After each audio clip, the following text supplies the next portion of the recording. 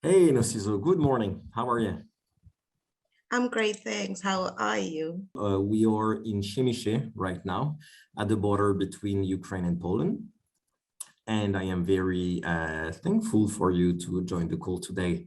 I've been reaching out to you because you were working for the Poland leading organization, anti-racist organization called Never Again. And Yeah. we have been for the past 10 days working on the experience of refugees fleeing Ukraine's war-torn Ukraine following Russian invasion. And we spoke to many Ukrainians, many volunteers, and we've been amazed by this generosity happening in Poland, welcoming Ukrainians by the millions. As a matter of fact, 1.6 million Poles flocked into Poland, and many individuals, families, people are just welcoming Ukrainians, opening their doors, welcoming them into their own homes and spare rooms. So it's been very inspiring. But we also heard quite many accounts of racist attacks and discriminatory treatments between refugees at the borders and in Ukraine and in Poland. So that's why I reached out to you, because you are a Black woman living in Poland, because you're working for this anti-racist organization, because, well, I am very interested in connecting with you, getting to know you better and understanding your trajectory. And thank you. So maybe you can introduce yourself, Nosizo, tell us a bit more about yourself, where you're from, and your current work at Never Again. Okay, so my name is Nosizo Zondo. Originally, I'm from Zimbabwe, but I lived 3/4 of my life in South Africa. That's where I studied. I studied Bachelor of Laws in South Africa, and I graduated there. I worked a little bit, but it was kind of hard for me because I was not South African, and South Africa has this bureaucratic limitations that you cannot practice law in South Africa if you're not South African. So I ended up leaving South Africa. And part of the reasons why I became active in the humanitarian work is because I'm sure you've heard of the history of South African xenophobic attacks and things like that. I was very much active on that. And it was something that was a close cause to me because part of the people that were affected were people from my country and other people from the neighboring countries. So anyways, I had to move because my career was not growing in South Africa. So I came to Poland to study something completely different. And this is why I moved to Poland. And when I got to Poland, I registered for nursing. I'm studying nursing currently, but I also looked for organizations that were active in humanitarian work. And that was the first thing that I did when I got here. And I wanted to work there as a volunteer. So I applied, or I sent emails rather, to quite a number of them. And Never Again was one of the first ones to respond to me. And they welcomed me with warm hands, and I haven't looked back since then. It's been a wonderful experience for me. Wonderful. Can you tell us a bit more about the work, your current work at Never Again? What kind of actions you're taking? What kind of collaborative work you're having with the other volunteers? Okay, so what I do with Never Again, I coordinate some of the volunteers. If I look for volunteers, if they are some that want to join us, and we do some work online. Most of the work that I do is online. I hardly am on the ground because I have to be at school as well. So I do it part-time, and I liaise with some of our partners, and I coordinate the things that the volunteers have to do wherever they are, because we have multiple volunteers from different countries, different places. So whatever they do in their countries, I'm basically the central part, and then I speak to the head in our head office. Okay, thank you. So you're studying nursing, is that what you said? Yes, I am. Okay, that's very nice. Yeah, so please, can you please tell us a bit more about Never Again's work? Maybe not only your involvement in it, but what's the vocation, the vision, the mission of Never Again, and where it comes from, And we're standing now with this amazing refugee crisis happening, the fastest growing refugee crisis since World War II. Where are you guys standing about that, and what you are doing about the situation? Okay, so Never Again originally was founded by Marcin Konak in 1992, and it was officially registered, I think, in 1996. And it's basically one of the leading organizations in Poland that is working and promoting multicultural understanding, and where they contribute to the development of democratic society. And what we do is we basically amplify our voice on any prejudices. We speak about against prejudices, and we focus on educating the youth and encouraging respect and diversity, and as well eliminating and marginalizing racism, xenophobia, and anti-Semitic tendencies generally. And sometimes we also collect information, document it, record it, and send it to journalists. Or if there is an opportunity that presents itself, we speak and engage the perpetrators of any prejudicial behavior, for example. That sounds very, very interesting and very well needed in Poland as well.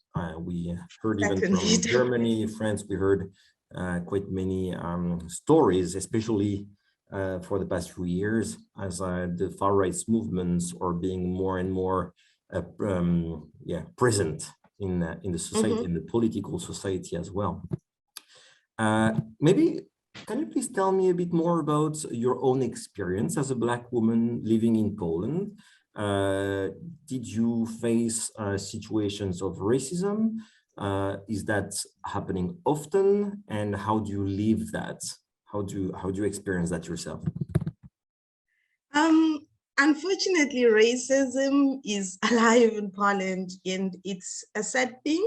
Although there is a lot of, there's a lot of wonderful people, but there is also a huge number of people that have this great intolerance against Black people. I'm not sure what the root cause is and where it's emanating from, but I have experienced it myself. I have friends that have experienced it.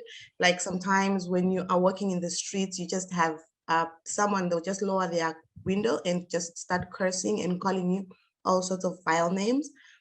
Or like maybe kids, random kids, even, like that's the sad part, like even random kids, teenagers, they will just, I remember there's a child who once asked us for money when we were just walking past, and we said we don't have. He just stopped us like in an intimidating way, and he asked for money, and we said we don't have. I think he was about 16, and we said we don't have, and he he said something really that I cannot repeat to us, and part of it was like, do this to me, you Black bitch, you know. And it was, for me, what saddened me was the age of that person.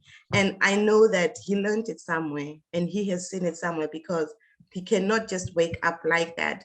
And we experienced that for, like, as I mentioned, that I work, I'm doing nursing.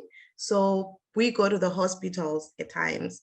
And in the hospitals, the experience that we get there as Black students from the nurses is disturbing. Like, there is other white students, there's Black students. The treatment is completely different. They don't want us, we can tell that they don't want us, to the point that like they segregate. So the white students are allowed to learn and do things and even engage with the patients. With us, I remember the last hospital that I was in, it was Krashnik Hospital, and they called, because I think they were tired of having us idling there, not doing anything. So they called this lady who cleans, and they asked her if she needed assistance, and they gave us that lady to start helping her to clean. So now we're literally cleaning the hospital, and she was giving us the dirtiest things to do. And it's just an example of some of the things that happens. And there's people who were working during the summer holidays last year. Most of them, they got jobs in the farms and the factories. And most of those jobs, they come with like maybe some sort of an accommodation because they'll be out of town. So the living conditions that were given to Black students were completely different than the ones that were given to the Ukrainian students and the Polish, not students, the Ukrainians and the Polish people. Like, so the Black students were put in small, tiny little rooms, and they would be made to stay there in groups, like maybe tens. Yet the Ukrainians and the Polish people, there'll be like maybe two of them in a room, and it's much more comfortable. And the kind of work, the segregation of the kind of work, like the harder stuff and the nasty stuff is given to the Blacks, and the good stuff is given to the white people. Like, so it's just, among other things, the examples that of things that happen. But I know racism is alive. I've experienced it. And recently, I just got called a monkey by a Bolt driver, and he gave us a monkey face. So yeah, something that is real, unfortunately. Well, I'm very, very sorry to hear that, Nosizo. That's very difficult to wrap our heads around. I cannot really put myself into your shoes, you know, because I'm benefiting on a daily basis of the white privilege. You know, the privileges that come along, not looking black or brown. You know, so this is extremely upsetting. Yeah, and how do you feel about that? Because these are a series of facts that are, you know, like show that racism is very well alive in Polish society, in Western countries. But how do you cope with it, and what does it mean in terms of, like, well, developing an extra motivation every day to just get up from the bed and do the work, right? For me, I think it's because I have had that kind of experience. The rejection is nothing new for me because I was in South Africa. My country, the history of my country is not a good one. It's a sad one. So we have been put in a position where we have to be strong regardless of where we are. Speaking for myself as a Zimbabwean person, because either way, the way my country is inhabitable. Wherever I am, regardless of the treatment that I get, I need to persevere, I need to survive, I need to be strong, and I need to just take it with a pinch of salt and just move on, keep moving. At the end of the day, it's whatever behavior of the other person or whatever way they treat me, it's not about me, it's about them. The issue is with them. So I don't really take it personal anymore because I was in South Africa and we were rejected there. There's still rejection there. There is people are being killed for not being South African. They get burned alive and all sorts of things are happening to them because they are Blacks doing that to other Blacks. But because they're not South African, it's happening to them. So it's something that I have lived through, I've experienced, I've seen it happening. And I cannot really say I'm used to it because it's not something that you get used to, but I have learned how to survive it. So this is nothing new. As I'm experiencing in Poland, I kind of feel sorry for people like that because I'm wondering the kind of burden that you have to have every day to wake up and think, let me go and be some mean to another person because they look different from me. I'm just living my life. I'm choosing to be happy. If you choose to be miserable because there's another person who's got a different skin color from yours, that's your problem. And I choose to look at it like that. And I will try to educate the few that are willing to be educated. And hopefully, if we can advocate more, some people will change. And if they change, they'll teach the next person to be better people. Because I always quote Nelson Mandela, who said, no one is born hating anybody. People are taught to hate. And if they can be taught to hate, they can be taught to love. So I will be exemplary to them by loving them regardless. And that's how I choose to survive it.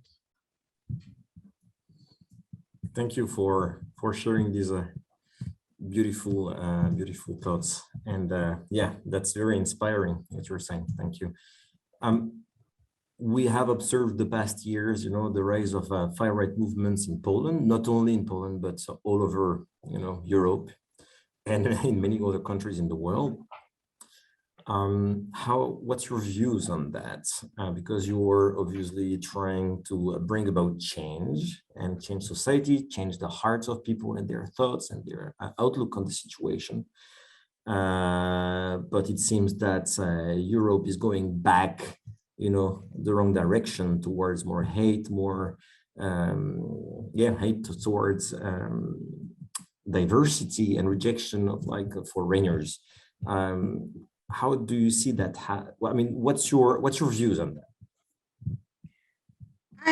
For example, in Poland, I think the biggest challenge that we have is that the government in itself is a far-right government, and the symbolic elites, they shape up the society.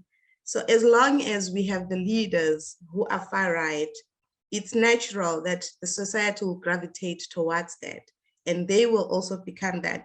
And you have the politicians, the leaders of the people, mobilizing and encouraging people to actually, for example, there is a guy, his name is Zapalonski, I think. I'm struggling to pronounce the Polish name.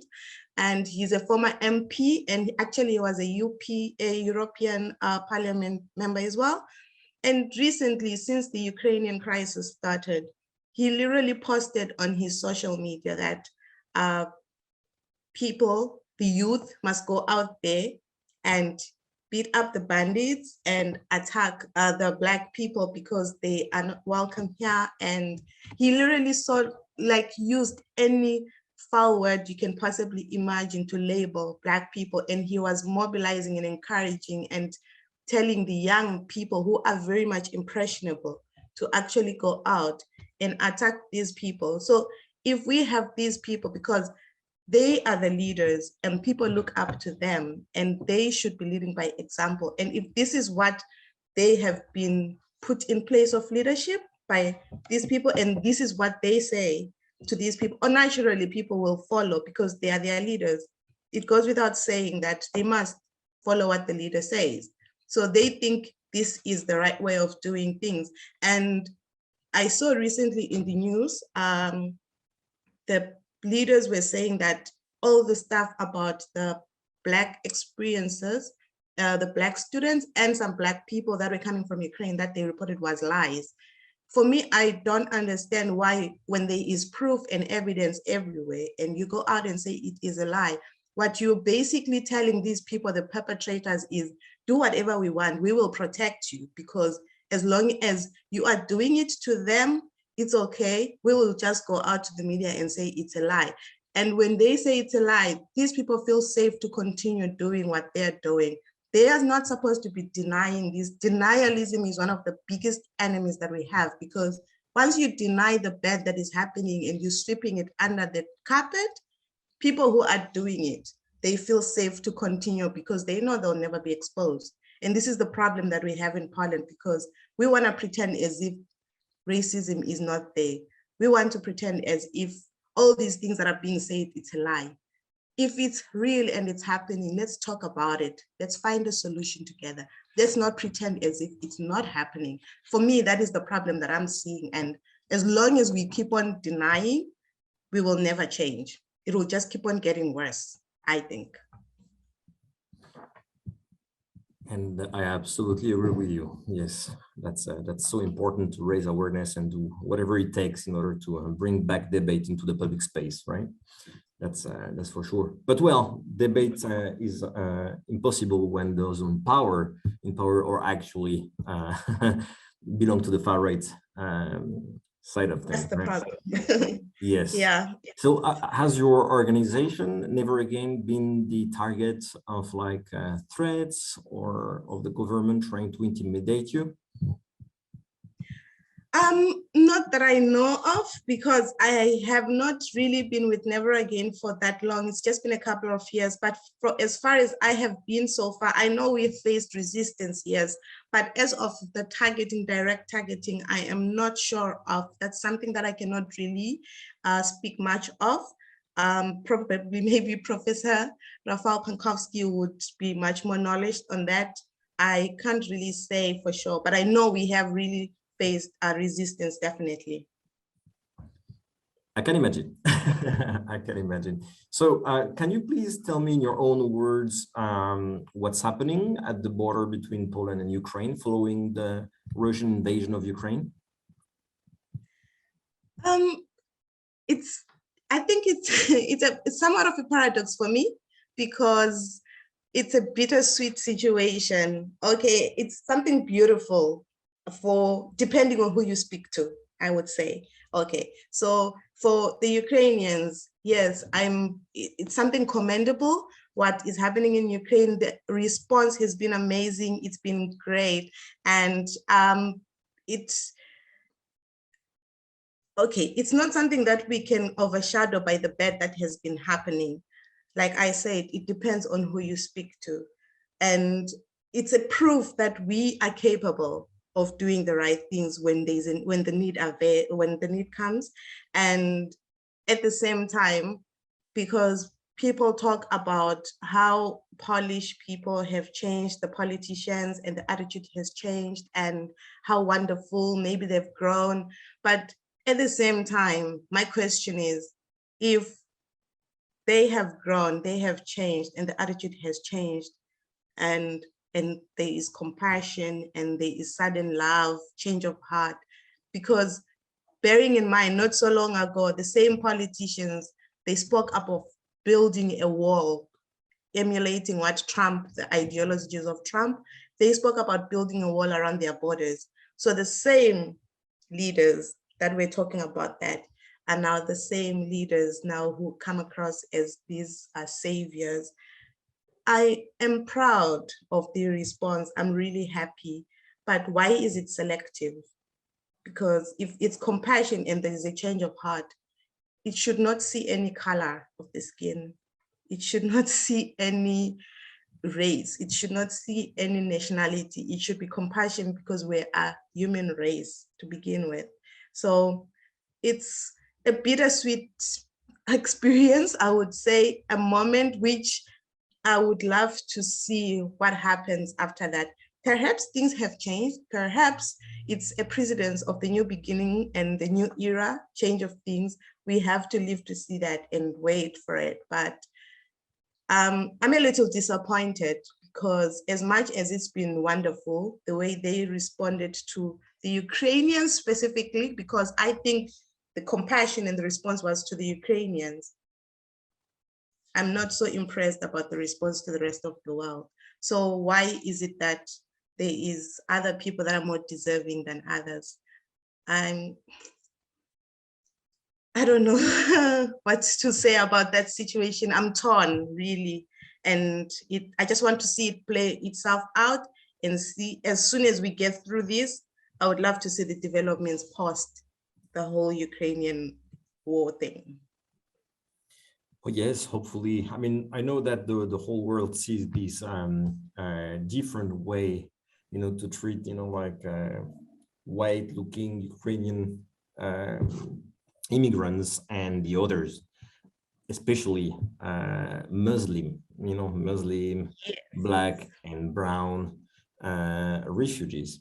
And hopefully there will be, after the war, hopefully soon, a debate, a public debate, because it's been obvious, it's becoming apparent that there is an unequal treatment of Yeah. and what's really like strikes me most is that, as always in public debates on the media, there's always the need to either be white or black, one or two, binary thinking.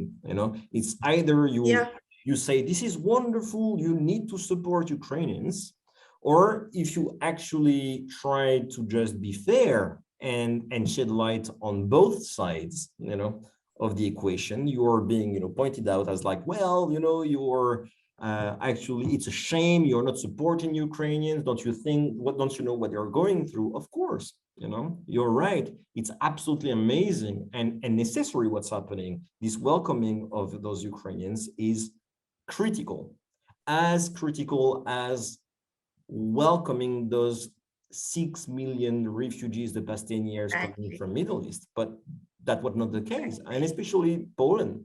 Poland has been very clear about their refusal of of welcoming those very refugees from the Middle East. One of the harshest laws in place with Hungary, right? Mm-hmm. So yeah, that's this double standard is upsetting, and I hope that we will be able to speak more broadly about that. Can you please tell me more about the situation, the violent situation that happened in Chemiché, in the city by the border? I know that some people of color coming from Ukraine were attacked by a bunch of racist people. Can you please tell me more about that? Okay, so like I say that racism is real and it's alive in Poland. So I think these were not necessarily isolated incidents. It was just a manifestation of what has been actually happening behind. It's just that this is under the spotlight. This is something that now is being seen by the world. Though it's the world is basically watching that whole situation, and it had an opportunity to be actually exposed. But this is the reality of life in Poland. Racism and racial attacks are there. There is sporadic attacks here and there. Sometimes it may not go as violent as this happened, but it's happening. And I know there is people that were beaten up. Some Black guys were beaten up and accused of raping women. And when they were caught, guys, they accused that these Black guys were raping women or they were stealing, and they would make up all sorts of stories, and they were recording themselves doing these things. It shows that it's entertaining, it's entertainment for them. And they were motivated, they were encouraged by a political leader. He's the one who told them to go and do this, because he said that the youth must go out there and they must hit these bandits. They're not welcome here, and they must not let them go into the streets. And it's not something that they just happened now because there's the Ukrainian situation. They just got an opportunity. This is fertile ground for them to actually do what they have been doing behind closed doors, behind hidden scenes, like it hasn't been seen. But what is happening right now, it's a reflection of the reality in Poland. It's just a manifestation of things that go unseen. And it may not be a good thing to say, but I'm glad it is being seen. I'm glad maybe those things happened so that it can actually be brought to light. Because up until now, whenever people say this happened, people deny and say, no, it didn't happen. It's a lie. But there's proof now.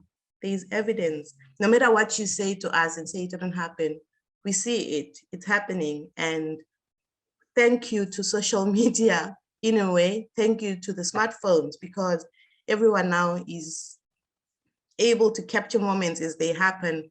And let's see how far they can keep on denying it. But this is happening, and well, that's the light. That's a great part of it. The lighter side of it is that now we get to see what's happening in Poland, because all along it's been like, oh no, people are just accusing Polish people of being racist, and not all Polish people are racist, but there is racist people. And we are accusing the far right leadership, which is actually the cause of this, because they are the ones who are encouraging people, influencing people, and they are the ones that are mobilizing, and they need to lead by example. So, yeah. Yes, you're absolutely right. When people feel empowered, and to go unchecked and uncontrolled, those racist behaviors become much more tough and more frequent. How frequent are they? Like, do you hear often about such incidents as you're working for Never Again? Yes, I have people who contact me and inform me I had this experience. Somebody attacked me, but I think one of the advantages that is there is a lot of surveillance in Poland, like general surveillance. Probably this is the reason why it may not happen as much. However, the one that you experience more is verbal attacks, hate speech, and social media particularly. Like at times you just send a message to a person. For example, a Black student will send a message to someone who advertised an apartment and say, I'm interested in your apartment, can I rent it out? And they'll tell them, I don't rent out my apartment to Black people, or next time you contact me, please let me know that you're Black so that I don't waste my time. I had that experience. And you in the streets, in the restaurants, like sometimes you see someone just gets off and then they'll say something mean to you and insult you, or they call women are supposedly meant to be Black hosts, so they call us. So this is the general perception. They are sexual objects to be servicing men. This is the idea. So this is what you get called in the streets. And it's mostly verbal and hate speech more than violent. And it becomes violent if the area or the environment allows. So I think in the city or in the urban areas, for example, because of the surveillance, it's easier for people to get caught. So they will not do it. But given an opportunity, because sometimes the way people treat you in broad daylight, it makes me scared. What if I meet this person in the dark alone? What will they do to me? Because at this moment, the only thing they can do is say something that cannot be recorded or captured, and there's no proof of it. So they can get away with it, and whilst people are watching. So you can only imagine what would happen if they saw you alone and they found you in your most vulnerable state. So that's what scares me. And for that reason, we're kind of careful not to be in isolated places in the dark at night, or all by yourself, or in a place where you know no one will find you or see you to protect you. So Absolutely, yes. So let's speak a bit about your visions of the solutions. I know that the problem is huge. There are many countries touched by or plagued by racism, or many, and a magic wand won't be even enough to fix the problem. But on the local level, on the community level, what are the solutions at hand in order to try to build, a solidarity network in order to protect minorities and to protect people of color to not be the target of attacks? Firstly, I think it's important for people to be able and be more comfortable to talk about this, even if I am a Black person and I am talking to my white friend. I think it's something that we must be comfortable to talk about. We should not shy away from it because it's the reality. And just because you are my white friend and I'm talking about racism with you, I'm not accusing you, but I'm just letting you know so that you can also have a conversation with the next person. So the biggest challenge is people don't want to talk about this. People want to pretend as if it's not happening. So I think we are in denial, or it's shame. I'm not sure which of the two it is. We just want to pretend as if it's not happening, or it's just, oh, well, it happened. Okay, let's move on. But it's not as simple as that, because as long as we don't address it, it'll keep happening. So we need to have conversations on ground level, grassroots level, from friends to friends, and keep on talking to the next people. Let's educate each other. And if there's institutions that can actually do even as little as they possibly can, it can be little posters or whatever that they can put in their offices that encourage acceptance of people that look different from you. It's a start. It doesn't have to start big. We can start small, because there is companies that, as small as the company is, you go in there, you will still feel the racism. So if the owners of that company can actually teach their employees differently, then that's a beginning. And those employees, if they're like that, they have children. You can only imagine what they're teaching their children, because children may not necessarily learn from hearing, but they learn from observing. So if I am Black and I am passing, and I'm passing a family of a white family, and they have a child, and as soon as I go past them, they pull that child from me to protect that child, like I'm sort of carrying some sort of, I don't know, something that should be protected from. Like, what are you communicating? You don't even have to say anything to that child. Already they know this person is different from me. When I see this person, I must run. this person is unacceptable. So it's little things that need to happen from the society, from companies, in restaurants, the way they will treat you in a restaurant, even waiters, it's not the same. Even in the banks, it's not the same. Sometimes you go into even a clinic or a hospital, someone will just, they're not interested to even try and make an effort. We have Google Translate. Someone will just tell you, I don't speak English, please go somewhere else. Like automatically for me, that's an attitude of, I'm just not interested in engaging with you for whatever reason. And it's just small little things that we can start with. We can start at home, we can start with our friends, we can start in our companies, we can start where we are on our day-to-day and grow from there. And people use social media so much to share a lot of nonsense. Why not use that time sharing something that is much more developing, something that is for a greater good? When someone captures someone doing something bad, they are quick to shame each other, posting and sharing those videos and those things. Why are they not using the same platforms to actually share something that is actually speaking against the bad things that are happening? So I think we can just start by teaching each other, educating each other, sharing little things, and condemning each other. Because when you hear your friend, even if it's a joke, someone is joking in a foul way about a person of color or Islamic, you know, there's Islamic jokes and things like that. Don't laugh, condemn it. Don't, because when you laugh, you're encouraging it. You may not be the perpetrator, but by laughing and entertaining it, you're part of it. You're encouraging it. So I think we can start with little changes in our day-to-day lives, and we can slowly, one person at a time, change. Absolutely. Although you are saying that it starts at the individual level, you have decided to become an organizer because you believe in the power of working together. While we are, yes, as we're collaborating, we can affect more change, create more impact, right?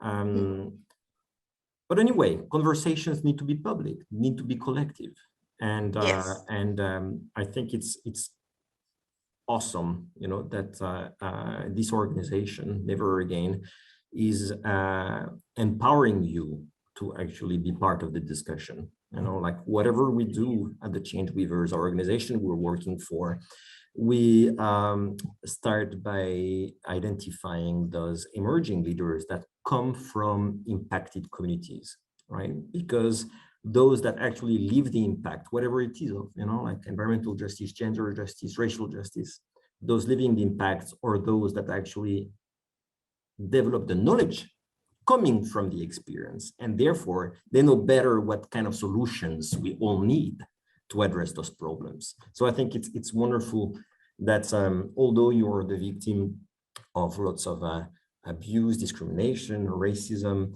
you are still, you know, standing and use your voice to create debate with lots of compassion, even towards those abusers and those people using racism as a way, you know, whatever their motivation is. I don't know. So I think it's very important for people of colors to be part of the discussion, to be leading the conversation, but also I think it's important for white folks to be recognizing their own racism, which is not a moral issue per se, but well, myself, I've been working for the past decades on racism, abuses, injustices, but I also know that I grew up in France, that I watched TV, I belong to the culture where I grew up, that I benefited from those privileges associated to the color of my skin, and therefore I still need to address on a daily basis the racism, the institutional or cultural racism that still, you know, is inside me.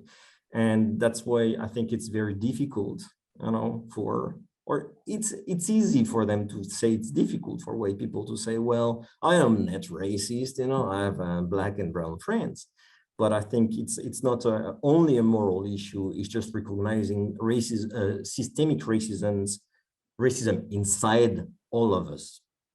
And this, in my opinion, along with white privileges, or what we all need to start speaking about amongst families, friends, but also organize, you know, like through this methodology of community organizing. How can we actually go like a wildfire? How can we actually accelerate impact and social change? Because if we wait too long, in my opinion, you know, racism is gonna go wild, you know, in Europe, and we already see that. And I'm just, my question, sorry, I spoke too long. My question is, are you optimistic about the path Europe is taking? I am optimistic in a way because I have a lot of people in Europe that are willing to work together with like-minded people to bring a change. So all we need to do is just keep growing. And as long as there is still a seed, and the seed is the few individuals that are willing to do something about it, then that seed can germinate and grow into something bigger. So we cannot give up until the seed has died. The seed is there, we are the seed. The people that are still standing and talking, they are the seeds. Let's cultivate that seed, let's nurture it, let's water it, let's grow it, and keep spreading and doing whatever we can. It's kind of a challenge. It's not going to be easy because we are basically, the scales are tilting against us, of course, but we cannot give up because of that, particularly when we are like little ants challenging elephants, because we're not just talking to the grassroots here. We are also having to deal with the mindset of the leaders, people who are actually more powerful than we are. Their voices are louder than ours. What they say, what I will post will be viewed by 5 people, 10 people. What they say will be seen by millions of people. So naturally, they will influence a greater number than mine. So what I need to do is engage more people and have more people speak about what the few that we touch. If they can also touch the few that they can touch, perhaps eventually something will happen, but we are definitely not going to give up. So optimistic, yes, I am. I still have hope. I'm hopeful and I believe and I know we will do it. It will, and we will get to a point where this will be something, a story to tell someday. So how can we engage more people? How can we better organize? Because we need to be as good as our opponents or even better than them, although they're louder and they have like better outreach. How can we do that? For me, I think one of our biggest enemies at this point is social media, because it's being abused. It's being used the wrong way. And maybe if we can take advantage of it and use it the right way and engage the same influential people. There is a few celebrities, for example, that are working towards that, who are voices for advocates, I would say, of anti-racism, anti-Semitism, and who are anti-Islamic, Islamophobia and gay rights. There's people who are speaking against that, who are actually symbolic elites, as I would put them, and we can use them as well. If we can reach out to those people and get their assistance, because on our own, I don't have that much bigger network of friends, and I'm not that much of a big social media person either. I don't have social media presence, as I would put it. And social media is the king at this point. It's ruling the world. So if it is the king, let's use the king to win the subjects.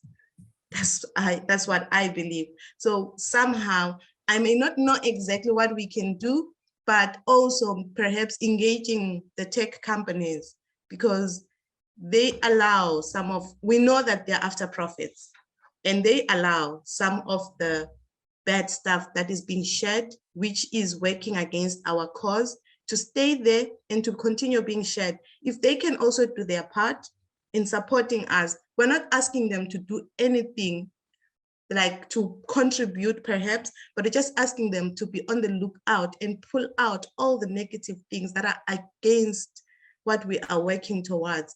That's the least they can do. After all, this is for all our human race. It's not to benefit us only, it's to benefit them as well. Who knows what this racism, when it escalates, it's not going to affect them. So everybody needs to be interested.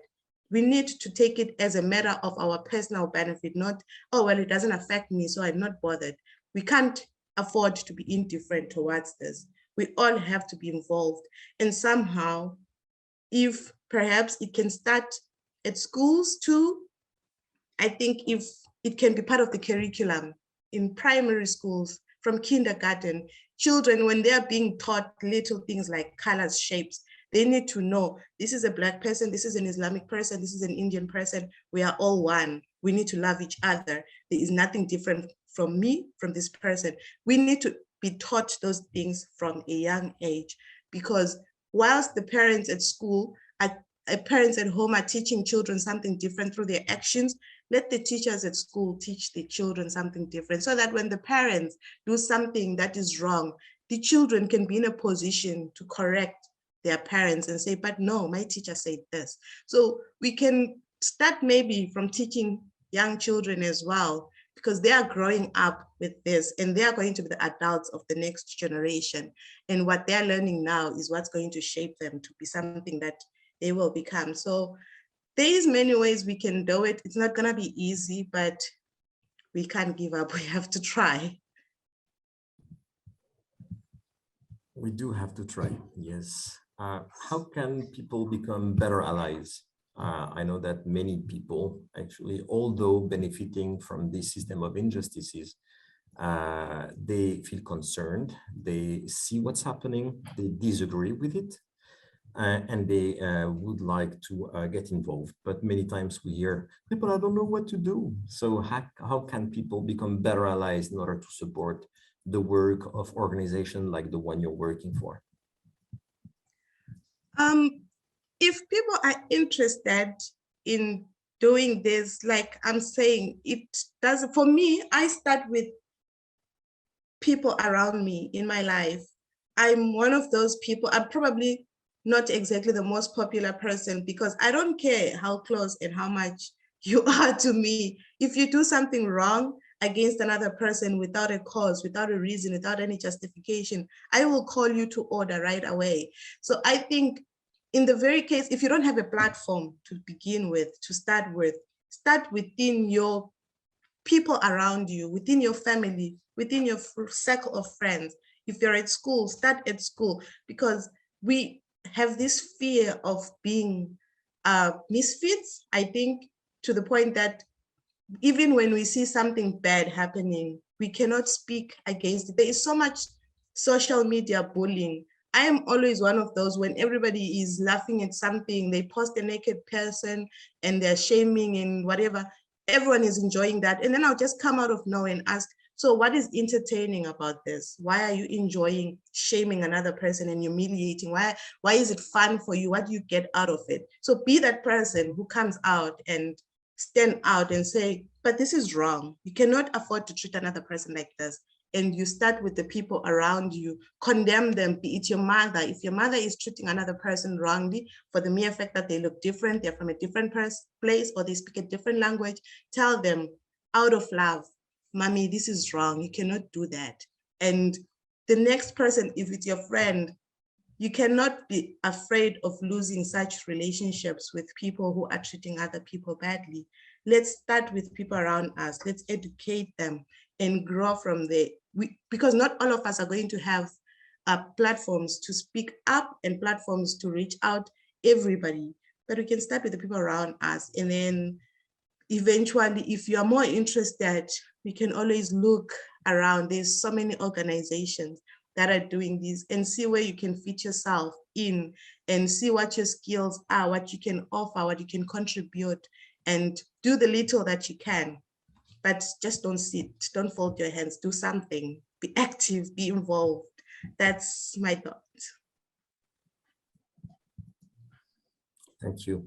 I like too much the way you speak, so I don't want to steal too much of your time, but I cannot let you go. So please allow me to ask a last question. Okay. I agree with absolutely everything you say. Education is key. Start by the ground level is key. What I believe also, and that's what the Change Weavers is doing, is try to connect the very local and the very global. And we recognize the interconnection between injustices and social justice issues. You know, I think that it's important to address racism, but it's also important to address abuse to women. The same way it's important to recognize the negative impacts of capitalism. So I think like injustices needs to be connected or reconnected at the very local as well as the very global.